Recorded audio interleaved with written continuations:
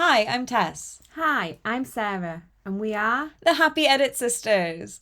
Happiness isn't just being happy, it's an embodied feeling that starts with how we approach life, our actions, and our mindset. Everyone has a range of emotions, and that's a good thing. Join us as we dive into what it means to be happy and how we build a foundation for happiness through different lenses.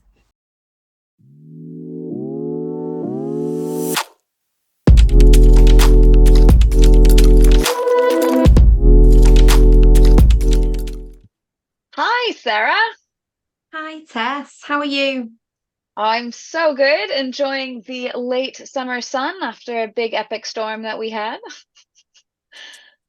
Yeah, it's been warm over here, and now the weather's decided to turn. So I think autumn's definitely on its way. Yes, it definitely feels like it's on its way for sure. But I'm also really excited because today we have a guest with us, Kylie Ota. Kylie, hello, hello. Hi. Oh my gosh, it's so f fun and happy to be here. Uh, we're so happy to have you here. So I just want to introduce you a little bit, and then you can introduce yourself a little as well. So Kylie is a former military behavioral science specialist turned corporate expert with nearly 2 decades of experience. She's now a life coach specializing in helping high achieving women on the brink of burnout. Kylie's Burnout Recovery Formula is a transformative coaching program designed to, or I should say, for top female business leaders. So join us as we explore her journey insights into happiness. We are so excited, as I said, Kylie, to have you here.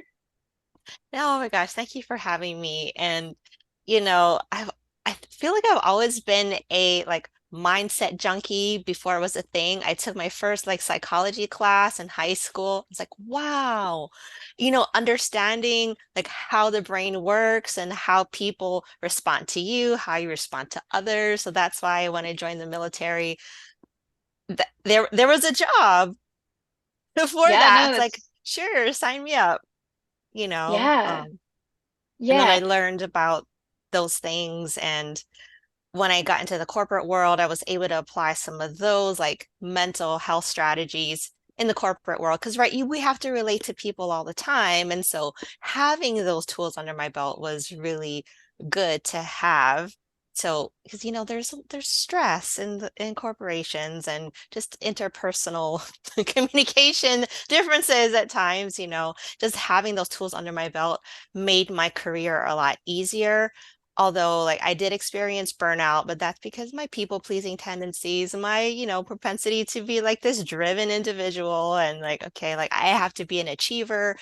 And so, but all of that to say, that's what I'm doing now. It's just bringing it all together, everything that I've learned over the years and, what made me happy then definitely does not make me happy now. Like I learned a few things after being burnt out and having to learn more about myself in that journey. So yeah, it was a whole thing. It was a whole journey, but I am way happier now on this side of that journey. So thank you for having me. I mean, I'm personally really excited to hear more about kind of your journey and about your recovery formula as well. It'd be great to hear what happiness means to you. Yeah, right now, happiness means I get to go to the gym. I get to spend time with my friends. I get to spend time with my kids. I haven't met my granddaughter yet. She's about 4 months old right now. They live in a different state, so I haven't met her in person, but I've seen a lot of FaceTime videos and a lot of, photos and things. And so that's what's making me happy right now. Oh, and I also have a puppy. It's my first, my own puppy. Like I've had dogs growing up as a kid, but they weren't mine. They were like the family dog. So now she's like my puppy. And my kids are grown. My kids are 25 and 22 right now. So she's like the baby of the house. And so it's just that's kind of like my world right now. That's what's making me happy. And my matcha makes me I happy. And my Disney cup. is making me I happy. love it. I love it. I love it. And I love what you say about like having a pet bringing you happiness. Like, and I totally agree with you. Growing up, we had pets at home, but it was so not the same as having a pet in, when I'm older and as an adult, because you do connect with them in such a different way. Not that as a Yeah. kid you don't connect with them, it's just very different. I think we appreciate that connection maybe a little bit more than when you're a kid. Yeah. You appreciate the love that they give you perhaps a little bit more. Right. And she's like my pet, it's not like the family pet. And so she's, she follows me around and, so sometimes it gets a bit annoying. Like, can I pee alone? Can I? You know, but for the most part, it's so endearing. I just love her. I can Yeah. completely understand. We've got a pug called Rosa, and she Oh, literally, yeah, follows me everywhere. You turn around on the toilet and she's there, and you're like, "Hello, just a little bit of privacy," and she won't move. right. And then so we have like the clear shower curtain and the regular one. And so she'll get up in between, like when I'm taking the shower, she'll get up in between. She can see through the clear curtain and she watches me shower. I I'm like, love that. Oh my okay, goodness. hun. Okay, you love me. I get it. Thank you. So you say that this is your perception of happiness now. How has happiness changed over time? Yeah, back when I was younger, for me, we didn't have a lot growing up, so I thought money would bring me happiness, right? I think we've all been there. Okay, well, I need to get the next promotion. I need to get the next whatever thing, house, car, all the things. And I mean, while it's good, sometimes well, things in general, things bring you stress, right? Like, oh, I want to own a house. And like, oh, well, then there comes a mortgage with that. Or, oh, I want to, have this cool new car. Oh, there's a car payment that comes with that. And, then you're just kind of inundated with all of these payments that you're obligated to, make every month. And then you're kind of in that cycle of, okay, I need a paycheck in order to pay my bills. And then you're kind of just, I want to say living paycheck to paycheck, not in the monetary sense, how people describe it, but you're just living, okay, I go to work to pay my bills. And then I Yeah. buy things. And then it's just this Mm. cycle of chasing money. And, we always think that money will bring us happiness. Like, oh, I want to win the lottery. And at the end of the day, like the song says, more money, more problems sometimes, Yeah. Yeah, Yeah, yeah, yeah. yeah. And so when did that change for you? When did you like with your burnout, or did that change before that? I mean, or do you even know? Like, do you have a set time that Yeah. Well, honestly, I would say COVID actually Mm. made the final connecting point for me. Because yes, the burnout did contribute to that, but I realized I kind of traded like Peter for Paul. I'm like, oh, let me leave the corporate job, let me go into entrepreneurship and let me burn myself out there. Because I hadn't realized that I was carrying the same habits, patterns into just a different container. yeah, And once, COVID hit and, everyone had to pivot, do different things. And, the world was shut down. Like you couldn't do the same things that, used to make you happy. I'm like, huh. So what really does make me happy? Not necessarily in those terms. Like I didn't use those words, but I know that's what I was thinking about. Like, does this really matter right now? When we're faced with Mhm. a life and death situation, Mhm. like what really matters? And like right now, I think since the last time you and I talked, my best friend has cancer and they're saying it's terminal. And oh my goodness, it really brings everything home. Like, yes, my burnout was serious. The doctor was like, hey, if you don't change your lifestyle, things could definitely go downhill. But then when you're faced with stage 4 terminal cancer that happened, like she was stage 4 instantly, like when she got diagnosed. It was, and so it really made me come to terms with, okay, what am I doing here on this earth? Really, and every second at that point becomes precious. Like they gave her a couple months to a year to live. And it's like, what would I do in a year? You know, like your bucket list, like say you only had a year left to do your bucket list. Is this really what I want on my bucket list? Is this really what I want to be doing with my time? And, so just kind of COVID kind of really switched things up for me because we were kind of faced with the life and death situation. Yeah. And that's when things really started to turn around. Like, well, do I really want to be doing this with my time? Do I really want to be that? And so I ended up writing a book because I knew that was something that I needed to get out into the world, and then I switched from business, like project management, into life coaching again because I realized that's what lights me up. It's helping other people, seeing other people experience joy, experience happiness, and do the things that they're supposed to do in the world, not like waste their time on, I want to say mundane, but it's things that we have to do. Like we all have to do, laundry, dish. Like there's things that we have Yeah. to do to keep everything going.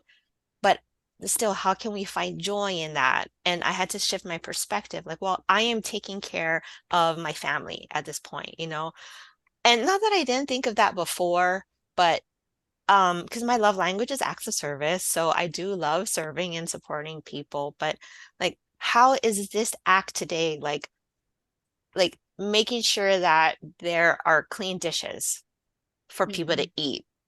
I hate cooking. I'm not a great cook. I don't enjoy cooking, but even that, I turned it into like, how can I nourish my family today?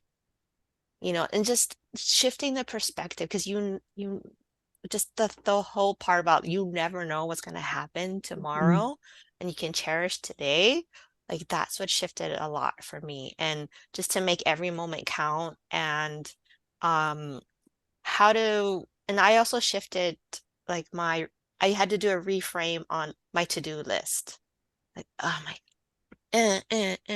checking off the boxes and feeling like this obligation to getting things done instead of like I get to do this. Like it, and I can't really explain it. I'm trying to find the words to explain how the shift actually happened, but it was kind of like a slow transition where, like they say like how do you boil a frog? You just kind of turn the dial up a little at a time. It kind of happened that way for me. Maybe it cooled down the pot a little like over time. Like I didn't realize I had gone from a hot pot into like a warmer, more temperate thing. And Yeah. it's like, wow, I really like it here on this side. I can see now the contrast of what it was then and what it is now, but really just reframing everything like bit by bit. As I was looking at my day, it's like, how do I really feel about doing this today? How do I really feel about posting on social media today? How do I really feel about taking the dog for a walk?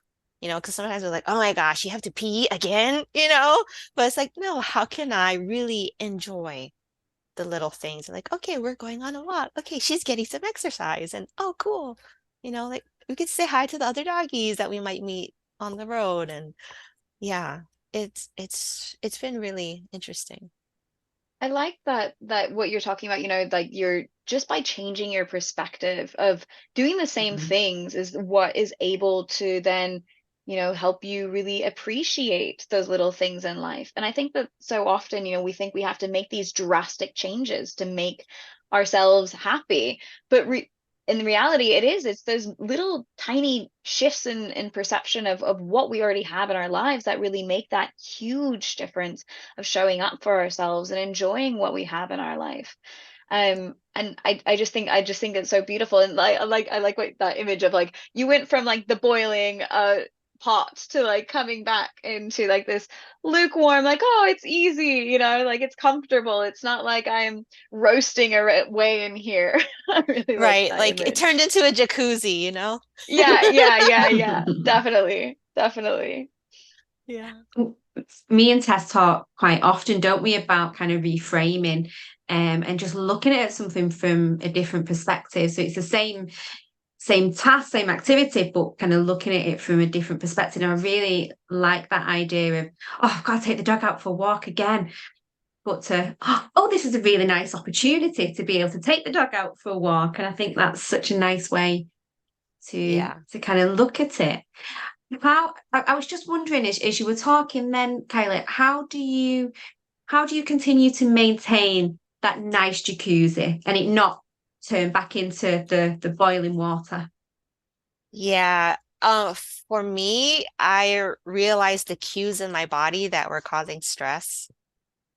And because I had studied burnout, because I had to study how not to put myself back in burnout, how not to raise my cortisol levels, I had to study my body when I was doing my recovery. But when, like your stomach gets tight and you just feel stressed, like you just feel the tension in your muscles and like, or in your neck, like, and if you feel like you are striving to do something or you're pushing, that pushing energy versus that flowy energy, that's how I am like, oh, I'm pushing again. And for me, I feel it in my body. That makes sense. I'm like, oh, I'm like, It's like, oh, okay, wait, hold on.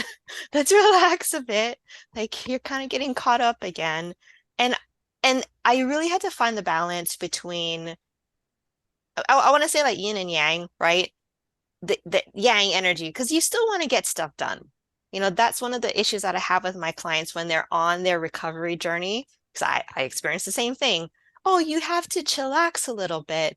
But what about that yang energy? Because I still need to get things done. And then it's like, well, how do we incorporate that more yin, more flowy energy into the things and say, you still can get things done without that that energy. And helping them find their own cues in their own bodies. Like, okay, well, where are you experiencing tightness anywhere in your body? Like like in your chest, in your, in your fist, in your shoulders, like where is it in your body? And then we kind of take it from there. And yeah, that's what I do I had to do it for myself first before I could do it with anybody else. And yeah. Of course, of course. No, and it is so, it's so important finding that balance, right? Of the yin, the yang. In lots of different healthcare traditions, whether it be from yoga to, traditional Chinese medicine to like even, psychology, things like that, it's always about finding that middle ground, because there's not, we're going to have those ups, we're going to have those lows, and just navigating between the two and noticing when you're up at that really high, as you're saying, that energy, like you can barely move and you're just kind of stuck together, to find that more easy flowy energy that allows you to move forward but you don't feel like you're forcing anything, right? Or when you're really, really low and you're not even able to like lift your head up, right? Like, okay, how can I give back to myself? How can I rest? And to then allow myself to start feeling more energetic, so I can make that, once again, that fluid flow forward. I think that's a really important thing, from like somatic healing point of views, right? Like everything is connected. Your emotions are and thoughts are held in your body. And so how can we start releasing those so that we're not in that crickety state, and we're in that flowy state, and just, as you say, just continue coming back into your body and like noticing, okay, how am I feeling? What's coming up for me? And then working to release that. No, I think that's really beautiful. Yeah, and I just did an episode on this yesterday, the difference between the dorsal and the ventral vagal states. And the dorsal, right? We think of it, oh yeah, the yin and the more flowy, but then like what you alluded to was, okay, it can also dip lower into kind of like the depressive or, the procrastination, things like that. And when there's the fight flight, but then there's the freeze and the fawn, right? So the fight flight is the ventral, where you're like, yay, I have a lot of energy. Because we think of it's fight or flight, but they're both a ventral response, right? Because it's either you're fighting or you're fleeing, and there's this action type of energy. But when you're talking about like the freeze and the fawn response, the fawn is like, hey, let's put on a happy face and just pretend nothing's wrong and like let's just calm and just so it's more of a still energy and then the freeze, right, is like, okay, I can't do anything right now. I can't get out of bed. I can't do any of this. And that was also part of my burnout journey where there were days that I couldn't get out of bed, right? Because wasn't necessarily bipolar because it wasn't a psychology thing, but I did have like some manic days and I had some, depressive days where I didn't feel like doing anything. And sometimes the life, it just feels like that. You may not necessarily be diagnosed as bipolar, but it can be like, okay, some days I have a lot of energy and some days I just don't have the energy. And like, how do you move in between those states is really important. Like you said, the somatic work, like understanding what this means in your body. Okay, when I can't get out of bed, how can I, stimulate more ventral? Okay, like maybe let's do some calisthenics. Okay, I really don't feel like getting out of bed. Well, what can I do to just move and like get myself going? And so it's fun. I actually recorded myself. I'm gonna post a reel on Instagram, but um today was one of those days. I didn't really feel like doing a lot. We just got some bad news last night, and so like this morning it was hard to wake up and get out of bed and just do the things that we need to do. And the part that I recorded was your morning routine. Like just having a set morning routine helps so much. And I have a checklist on my phone. I have an iPhone, so I use the reminders app. And I just have it where, you can just like bing, bing, bing, and you can just kind of check them off. And it just helps get myself going when I'm in a more dorsal state. It's like, okay, well, I'm too overwhelmed. I don't really know what I know I need to get out of bed because I have to show up for this podcast this morning, but and then I was like, well, no, you have a morning routine. Okay, just get to it, do all and like once your body gets going and gets moving, and then you feel the familiarity in your routine, right? So then your body will feel, okay, oh, okay, this is normal. Like this is safe. Okay, I do this every day, and your body, like it can help, the morning routine can also help regulate your nervous system in that way. It's like, okay, this is normal. This is my routine. I do this every day. Like when you're in that dorsal and you can pull yourself out when it's like the bare minimum that you need to get done. It's like, okay, make the coffee, you know, take the dog for a walk. Things like that you do every day can help you get out of that dorsal. And then when you're in the ventral and you're like, too much, I'm too overwhelmed. Like there's other things that you can put on your routine to kind of bring that down as well. Like, okay, let me do my devotions this morning. Let me do some journaling. So like having both of those things on your morning routine will help kind of regulate yourself. Or if you need a dose of this, you need a dose of that. It's all there on your routine. Yeah. Yeah, definitely. Would you mind sharing like some of what you have in your morning routine? If you're Sure. up for that. Oh yeah. Um, so I have wake up, and this is what I learned from Mel Robbins. She says, right, you wake up, you get out of bed, and like you just get dressed right away. Like you don't dilly-dally. I do scroll on my phone a little bit. I just have to be honest. But she says, right, you're supposed to put your phone in another room, set an alarm, and then it forces you to get out of bed. And she has the 5 4 3 2 1, right? You're like, okay, I don't Yeah. want to do anything right now. And then you count 5 4 3 2 1, and then you just go. And I had to use that this morning. I'll be honest, I did. And I was like, okay, let me get dressed.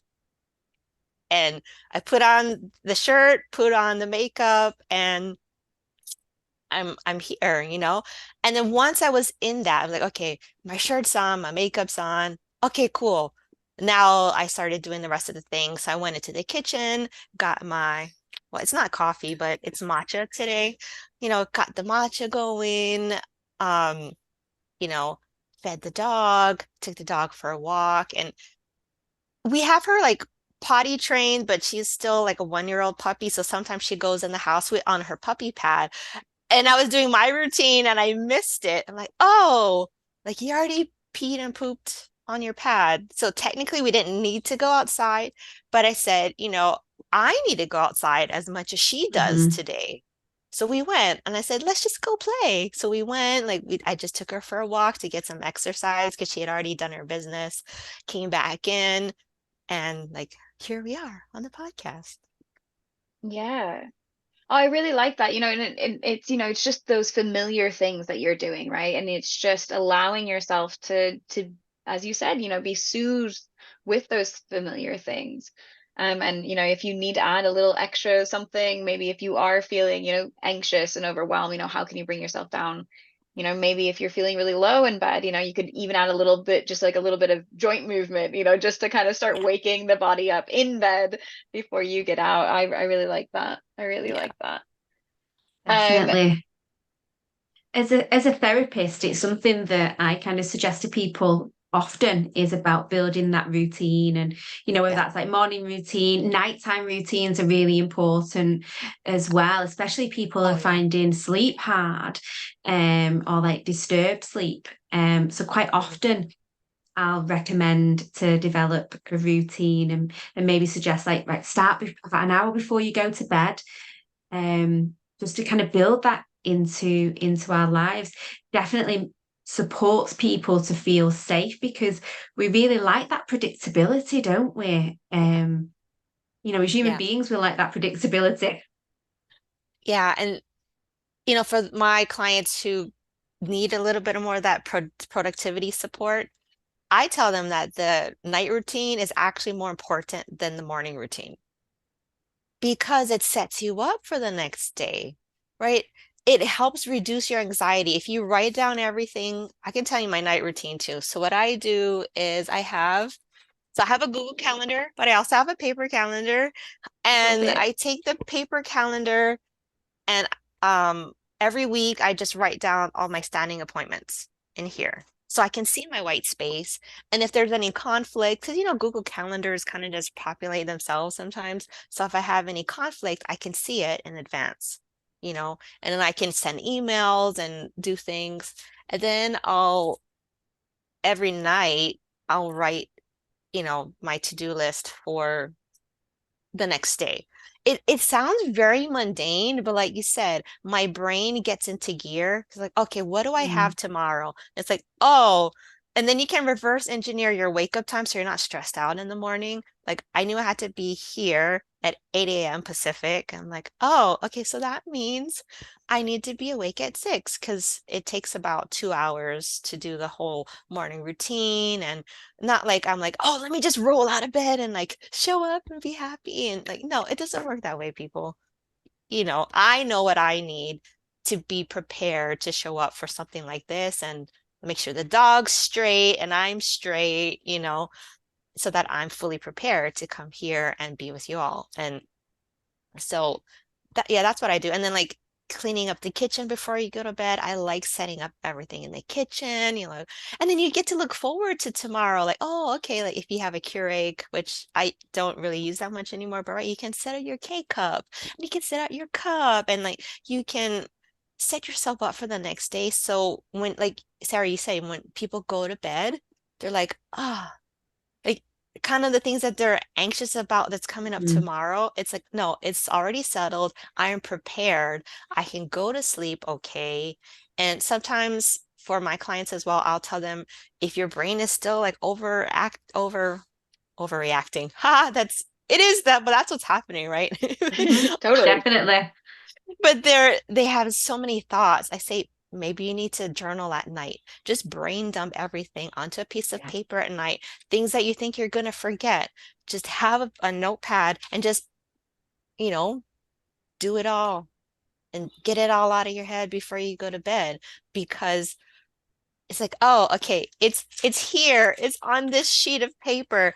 I'm not going to forget. And that helps also to release some of that anxiousness and knowing, okay, I will wake up on time tomorrow because I know what I have first thing in the morning. It helps to close those open loops in the brain that are part of the reason why we stay up at night, you know? Definitely. I mean, I love that you've got a diary. I've got my diary and I love my diary. And I try to get, just let's have an electronic one. Let's just go digital. And I'm like, no, I still need both. I still need that thing that I can hold and write on. But also having a pen and paper next to your bed instead of like putting it into, a phone or tablet or something. There's just something really important and really therapeutic about that pen to paper and just writing it out. Yeah. I did want to say something. When I was clinically depressed, um, I did have to get on medication for just a year. Some people are like, do I want to take medication? I don't know. And I was in that camp, because there's a stigma sometimes. But when I was at that lowest and I really couldn't get out of bed and I was severely Mm. depressed, it did take a little kick to get me going in the morning. And I'm so thankful. And I'm glad that the person that I was seeing he said, this is just for a season. It's just for a season. You don't have to, you're not gonna be on it forever. And he took away that stigma for me. And as soon as you're ready, you can get off of it. We'll be working together and then you can get off of it. I was like, okay, because I knew that I needed a little bit more. And right, it's Mhm. just brain chemicals. Like if you had diabetes, like we don't shame people for taking insulin. They have diabetes, but if our brain chemicals are out of whack, like why can't we take medication to just get those chemicals back into alignment until our body starts producing what we need to produce? Then we can do what we need to do.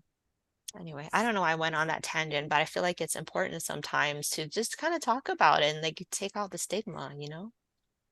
I completely agree. I think it's really important that we use all of our tools and resources that we can. And if that's, including, medications, then that's including medications. If that's going to a therapist, that's going to a therapist. If that's going to a coach or going to, a somatic healer or whoever, whatever it is, use the tools that are at your disposal to help you.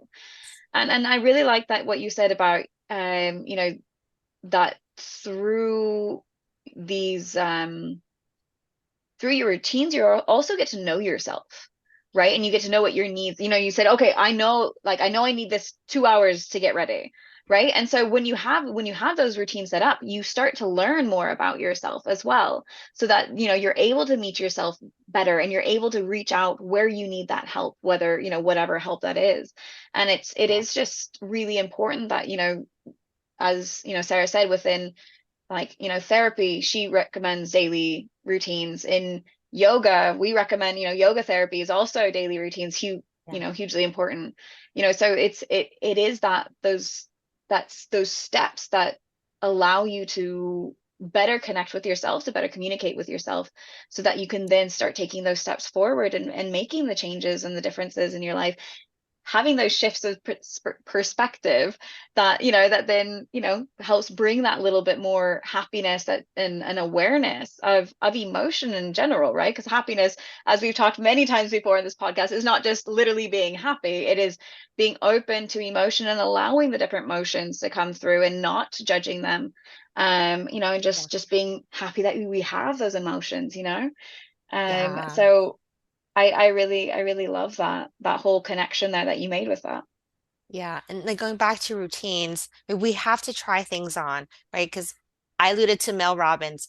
Yes, that's her example and her routine, but I had to try it on and see if it fit me. And there were some things in there I'm like, dude, I really don't want to be leaving my phone in the bathroom. Like, I get it, but just didn't work for me. And but we have to try things on. And if things don't fit, like even like in a yoga practice, like sometimes you need a yoga block because you can't reach, you can't Yeah. get there, you know? And that's what, we need to understand. Like it's not a one size fits all. Like my morning routine is not your morning routine. And and also like what I teach my clients is their personality types, right? There's four all of the personality quizzes are based on, right, the Carl Jung. And there's the 4 personality model, which is mine is also based on. But the different people have different propensities, like how they like to show up, like what relaxes them. Because what relaxes one person, like they may not, like yoga may be relaxing for one person. Yoga may be very triggering for other people because they're like, I just can't get it. Like, like it may not be a relaxing experience for them at first. So just because it works for one person doesn't mean it works for everyone. Even somatics, like getting in touch with your body. There's a lot of people when they start going deeper, it's not fun in the beginning, right? Because it's bringing up all of these emotions and triggers and exploring themselves and like, oh, I had that covered for so long. Oh, it's Yes. not happy. Even in therapy, right? It's like, it's not a Yeah. happy place. But once, we learn to work with those, and that's why you have people, you have coaches, you have therapists, you have people that can guide you through the process. It's so important because you will have triggers. Like we've all had trauma, big T trauma, little T trauma, things that have affected our nervous system, things that have affected our habits and how we show up in the world, right? Things are Yeah. gonna happen. No, And definitely. we need people to help guide us through and help us manage those things because we can only get so far on our own. I mean, whether it's a self-help book too, right? Just having someone guide you through the process, Mhm. whatever stage you're at. Like, you don't have to go out and hire someone right now, but like, even if you have a friend who's a confidant, someone that you trust, that you can process your emotions with, like, it's so important to be able to have a safe space to process the things that we've held down for so long. So that was part of my burnout journey too. I was squishing these emotions. And like I explained, is like trying to hold down a basketball underwater. Like it just takes so much effort. Like when you're swimming in the pool, like it's like, Oh, totally. like right? You're trying to, it's so much energy. And what happens when you can't control it? It pops up, Yep. right? And then you don't know it, and it goes, it flies everywhere. It's the same thing with our emotions. Like when we're trying to squish it down, we don't have the energy to keep holding it down anymore. Like it pops up, and we don't know who's going to smack in the face when our emotions pop up. And that's when, things happen in relationships and things go sideways. And then, oh, collateral damage, you got to go fix that too. I'm sure, Sarah, you hear a lot of that in your practice. Yeah, I'm a systemic therapist, so definitely see how it impacts on relationships and those connections with other people. I love that metaphor as of the basketball underwater. I'm definitely going to use that. So thank you. Yeah, because then people understand, like, oh, is that what I'm doing? And Mhm. that's why, oh, there's these flare-ups that happen. And Yeah. like that's why it feels Yeah. uncontrollable because you can't really control your emotions through suppression.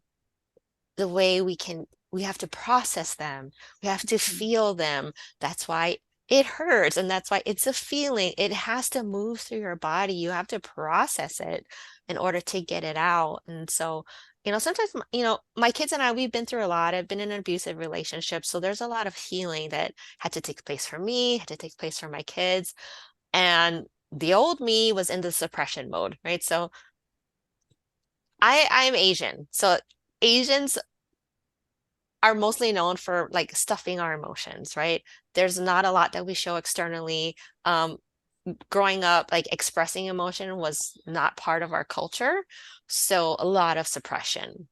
And so my kids also experienced that. And now that I've learned all of that through this work, it's like, oh, now my kids and I were able to start processing some of the things from the past and like, oh, this is popping up in your current relationship. It might be related to this that happened with dad, whatever. And okay, so how can we process that, move that out of your body? You know, Mhm. just feel it. Like, we got when I was growing up, like, you don't cry. Like, crying is weakness. And now I have to relearn myself and then reteach my children. No, crying is your body's way of getting rid of these things. Like, you're not a sissy for crying, you know? It's okay to cry. And I, it was so weird. Because of the way I grew up, of holding down that basketball and not being able to cry and not being able to show my emotions. Because honestly, when he said happiness and what it means to me in the beginning, I felt like crying. Like, but the tears Mhm. wanted to come out, and there's like different types of tears as well, right? But the tears that wanted to come out and that are coming out now is like, I'm so grateful that I actually know what happiness means for me right now. And I thought it meant something else, but now today it just has a whole new meaning, and I'm so grateful. So I have grateful tears. I used to be afraid and shameful of these tears that would pop up because I'm very empathetic. I feel a lot of things, and the tears would pop up, and I'm like, ah, and I try to wipe them away, but no, it's okay. It's okay to cry. It's okay to release those feelings. And yes, over time, you kind of have to learn how to do those things, and it's okay, you know? Yeah. Yeah. Well, thank you so much for sharing that. I really agree. Like, Mhm. tears are power. Tears are powerful. Whether Yes. they're tears of happiness and gratitude, like you're saying, or whether they're tears of just you need a release and you need to let go, and I I totally understand, like I think similar sort of background. I'm not Asian, but don't cry, like, oh, you're a sissy for crying. Like, I had two older brothers and, I was the only girl. So it was Right? like, Same I here. don't want to be the girly girl. So like hold it all in. And it wasn't until much later, when I started crying at everything. Yeah. Like I would hear a song and I'd start crying and I was like, what's going on? And it's, like it's all those things just like completely compiled in. It's that basketball that's been being held down. And then all of a sudden it would just come out whenever. And it was like, this doesn't make sense. Yeah. Yeah. But I Mhm. totally get that. Yeah. Um, so at the end of every episode, we like to offer our listeners a happy edit tool. And I think this is a perfect time Yeah. for that, talking about those happy tears and that emotion. So is there something that you would like to offer our listeners, something that you think that would, bring a little bit more happiness into their lives? Yeah. I think what I'd like to bring to the table today is, just the freedom to express yourself. And what you said, like you're crying out of nowhere sometimes. And like I would tell my kids, like, those are like if they would see me crying, like those are old tears. I'm not crying about something that's happening Yeah. today. These are old tears. So don't be alarmed. Like, I'm not, you know, and just being able to process those. So I think that's just what I want to leave with the listeners today is it's okay to cry. Like if you take one thing away, like that whole basketball analogy, holding down that basketball, it's really doing you a disservice. Like it's okay. It's okay. And maybe like you just like lift it up out of the water a little, like just expose it a little bit, and let it up on your terms, you know, and just expose it a little more and a little more. Because right, the analogy of the basketball popping up out of the water is because of the oppositional force, right? But Hmm. when you are in control of this basketball, right? You have the power to let it up as slowly as you need to.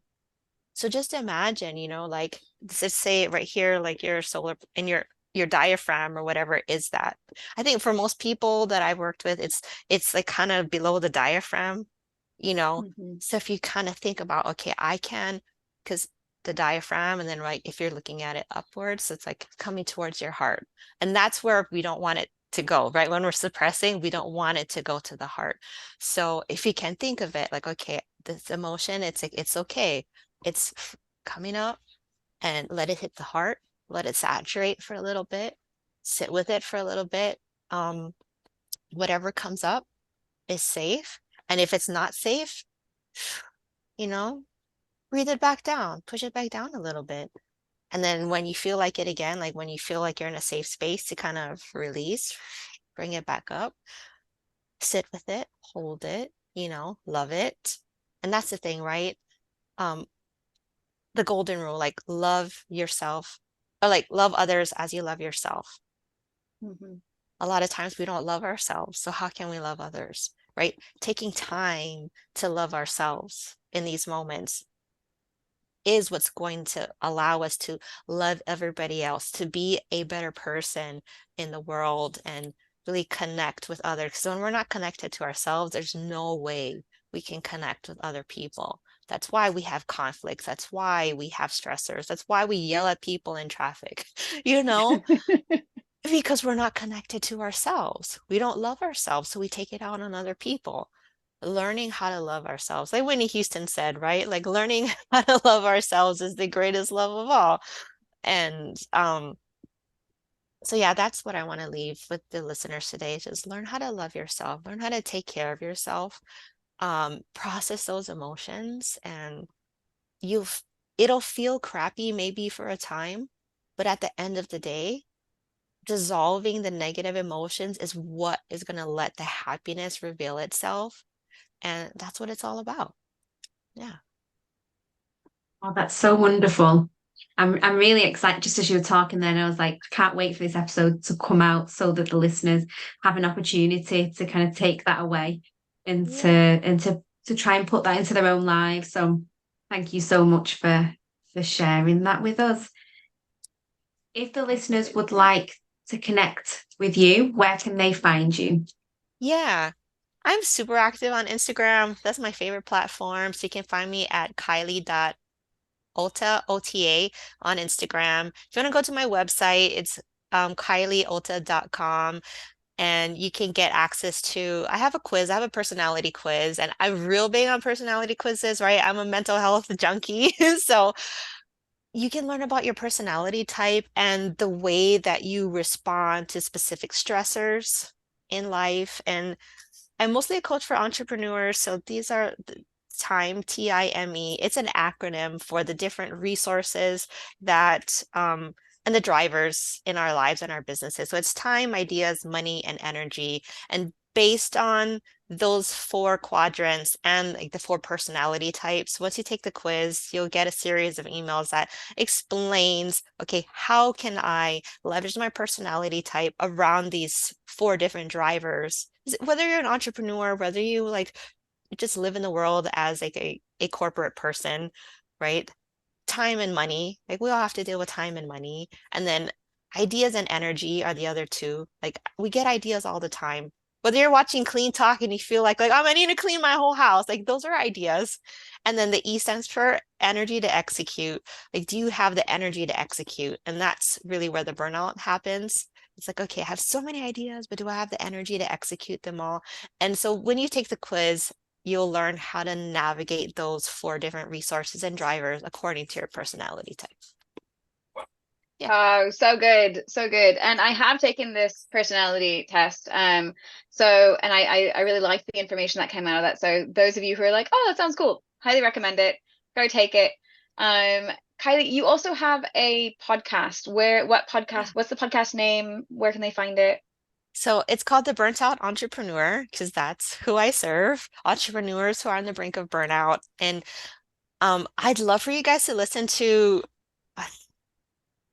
um it's an episode on the nervous system, so it's called Burnout and Your Nervous System. So I kind of talk about the dorsal and the ventral and how it affects your personality type. So that's an episode you can go listen to, but you can find it on any podcast platform, Spotify, Apple, Buzzsprout. Yeah, I'm on all the places. So it's Love it. Burnout Entrepreneur Podcast. Yeah. And you can listen to the one that I did with Kylie as well Yes. on her podcast. If anyone's like, Yes. oh, I want to listen to them both. Just a little shout out to that one as well. Yes. All right. Well, thank you so much for taking time to be on here with us, Kylie. We've really, well, at least I really have, and I think you have too, Sarah, really enjoyed Definitely. this episode. I know that I have taken away lots of good nuggets, so I'm sure that other listeners have as well. So thank you, thank you, thank you. Thank you for having Yeah. me. It's a Oh, pleasure. I just want to kind of just echo what Tess said and thank you so much for coming on. Yeah.